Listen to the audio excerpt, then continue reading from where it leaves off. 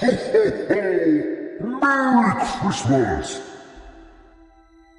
Bienvenue dans cette nouvelle vidéo du calendrier de l'Avent de l'horreur. J'espère que jusqu'à maintenant vous kiffez. Je sais que beaucoup sont là pour les threads d'horreur sur ma chaîne, eh bien vous allez être heureux. Aujourd'hui, je vous propose 2 threads d'horreur pour cette 6ème case de votre calendrier. Ah, et si vous ne le savez pas, car vous nous rejoignez juste, déjà abonnez-vous et regardez cette vidéo avant celle-ci. Elle vous explique la petite subtilité de ce calendrier et peut-être pourriez-vous gagner quelque chose, qui sait. Enfin, j'espère que vous avez les nerfs bien accrochés, comme un des personnages de ces histoires, et si c'est le cas, je vous laisse me suivre dans les tréfonds de l'humanité et de l'horreur. Générique.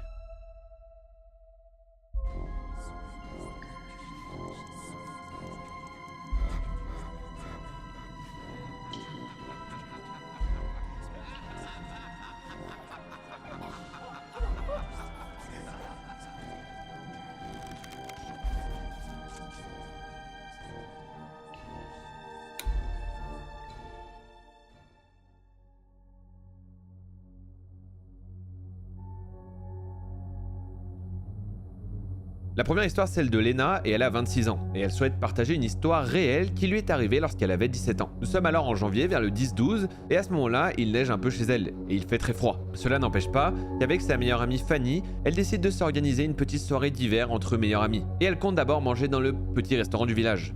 Lena nous explique qu'elle habite dans un tout petit village avec seulement quelques commodités à disposition. Une boulangerie, un petit magasin et un seul et unique restaurant. Après ce repas, elles rentreront chez elles et se détendront. Elles se rejoignent donc vers 19h30 et à 20h, elles sont au restaurant. Elles passent leur commande, mais sans savoir pourquoi, elles se sentent mal, extrêmement mal, au point de penser à partir. Elles trouvent cela bizarre car elles y avaient déjà mangé et c'était toujours bien senti. Avec le recul, elles estiment que leur malaise était dû au manque de clients dans le restaurant, c'est-à-dire qu'elles sont seules. Ouais, bon, pas forcément, ça peut arriver, moi je me suis déjà retrouvé seul dans des restaurants. Après, c'est en général pas bon signe, en effet. Un serveur, un nouveau qu'elles ne connaissent pas, vient prendre leur commande. Et un frisson les parcourt. Lena ressent un malaise profond. Elle a froid dans le dos. Elle a le sentiment que cet homme n'est pas une bonne personne. Sans savoir dire pourquoi, mais sa voix et son visage la perturbent. C'est pas bon, hein, des fois il vaut mieux écouter son instinct, et on l'a vu souvent dans les threads. Elle décide alors de faire comme si de rien n'était, et une fois la nourriture servie, elles commencent toutes les deux à manger. Et là, la meilleure amie de Lena se met à vomir. Lena ne comprend pas très bien ce qui se passe, et elle lui dit rapidement « Meuf, on se casse,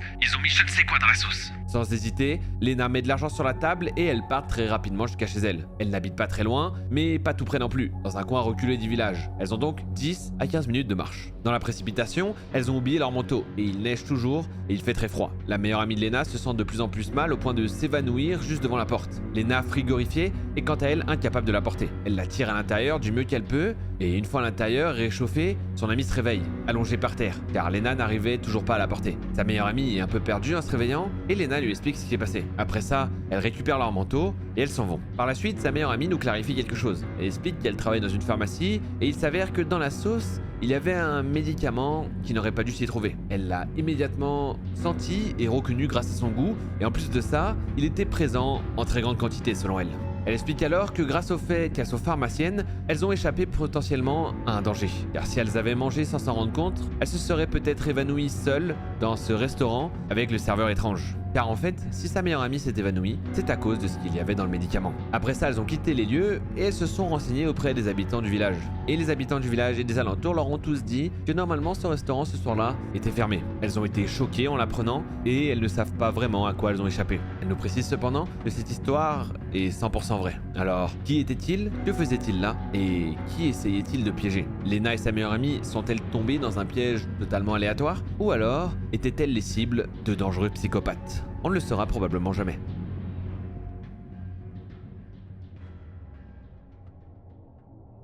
La prochaine histoire, c'est l'histoire d'Amandine, et au moment des faits, elle a 18 ans, et elle est sur Paris pour une soirée avec des amis au bar. C'est l'une de ses premières soirées à Paris, dont elle se souviendra toujours. Pas forcément pour les bonnes raisons. Elle explique que elle habite loin de ses amis, car elle vient des Yvelines, alors que eux vivent tous à Paris. Elle doit donc prendre un métro et un train pour rentrer chez elle. Ce soir-là, donc, en rentrant de Paris, elle se retrouve seule dans le métro. Cependant, après 3 arrêts, un inconnu monte dans sa rame. Il porte une capuche qui dissimule son visage, ce qui ne la choque pas plus que ça la nuit à 1h du matin dans Paris. Cependant, une fois que le métro repart, l'inconnu la fixe droit dans les yeux. Jusque-là, elle ne s'inquiète pas et essaie de l'ignorer. Elle explique ensuite que parfois le métro connaît des problèmes d'éclairage, comme dans les films d'horreur où les lumières s'éteignent soudainement. Elle le précise car c'est important pour la suite. Il lui reste alors une dizaine d'arrêts et elle est fatiguée, donc elle ne prête pas attention à l'homme qui la fixe. Mais lors de la première coupure de lumière, il change de place. Elle a des écouteurs sur les oreilles, elle ne l'entend pas, mais elle voit les lèvres de l'homme bouger sans arrêt. Lors de la deuxième coupure, l'homme se tient debout au milieu du métro. Il sourit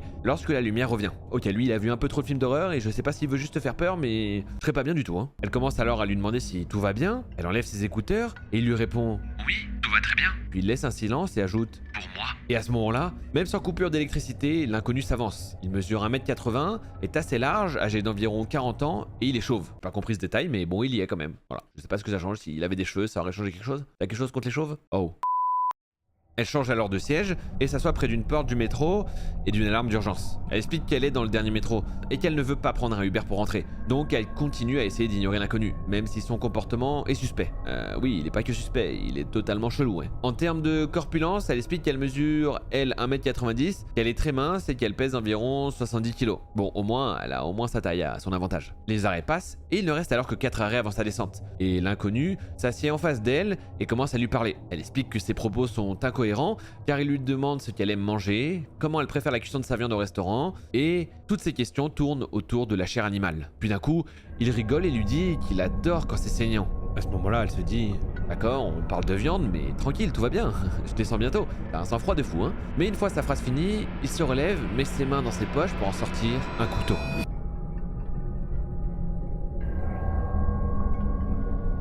Par chance, le métro s'arrête à un arrêt et un couple monte avec elle au fond du métro. Elle est coincée au fond avec l'inconnu, mais elle n'est pas seule.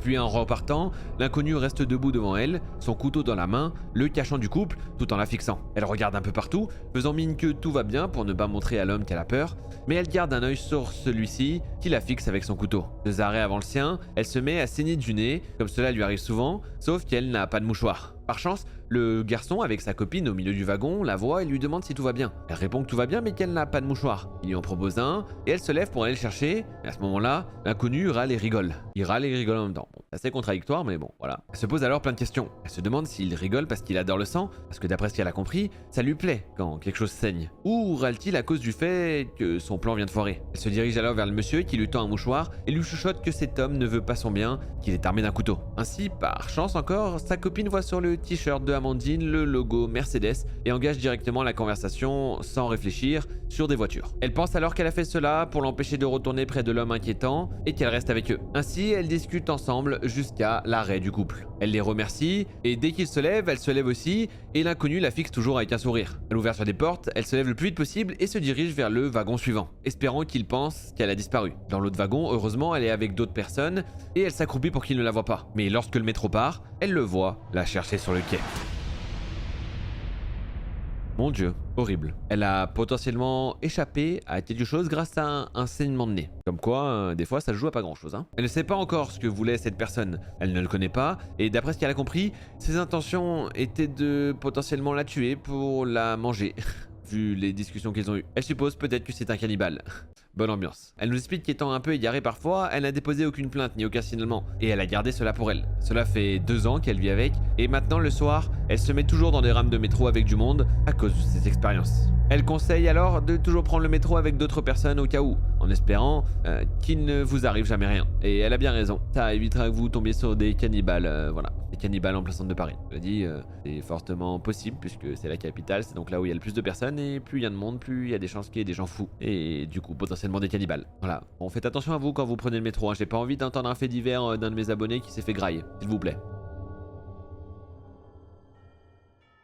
Wow, je suis vraiment impressionné par le sang-froid d'Amandine dans la deuxième histoire. Et surtout, elle a eu beaucoup de chance et on en est content. Cela dit, j'espère que ces histoires vous ont plu et que vous avez kiffé votre 6ème case du calendrier de l'Avent de l'horreur. Moi je kiffe et je suis déjà impatient d'être demain. Et vous ?